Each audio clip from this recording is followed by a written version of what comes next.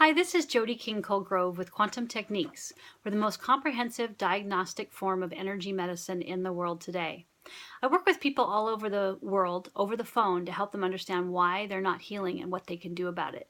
One of my favorite groups to work with is pets and cats and dogs. And so one of the things that we just recently got a pet a year ago and did a lot of research. One of the websites I really enjoy is Dr. Becker.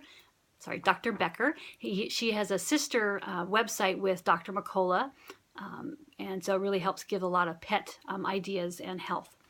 And so I take a lot of articles from her, and one of the ones that came out is can you do to help your dog not develop cancer? Because cancer is one of the most leading causes of death in animals, and the particular breed I have, which is Golden Retriever, that is the #1 killer. And so I'm very highly interested in finding out what I can do to help her have a long, happy life. So some of the things that they suggest is to make sure your dog is not overweight, okay? Another thing is to feed a non-inflammation diet, okay? So there's a lot of times with quantum techniques that we can test to find out what foods are best for the dog. You know, how much, protein and carbohydrates and things like that. We can test a lot of the different food manufacturers to find out which one is best for your pet.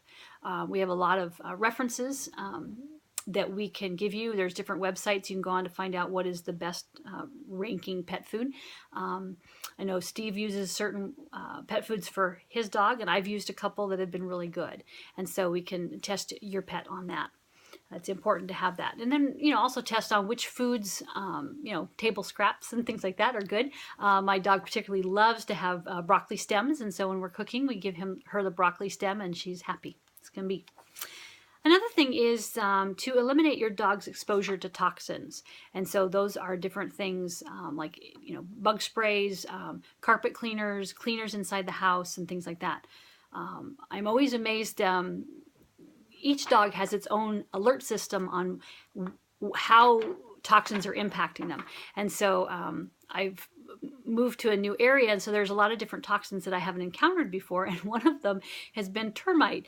And so where I'm at, they put these canisters like in the ground to help with the termite. Well, she would start digging around the canister, and whether it was water that was sitting on top or just getting the dirt in her paws and licking it, she kind of became exposed to some of the chemicals in that, so I had to clear it. But very interesting. You normally wouldn't find that kind of in your chemical range of finding with pets, but it's just knowing, where to test. I mean, I was out in the yard and I knew she was being impacted, and I just kind of said, well, is it this side of the yard? Is it that side? And I eliminated it, and sure enough, I knew exactly what it was. So that's where quantum techniques is just so helpful in finding out what your dog is being exposed to, how to get it to stop, and what you can do. All right, some other things that help is to not spray and neuter your pet before the age of 24 months. I keep saying that, 24 weeks. No, I did it right the first time. Sorry.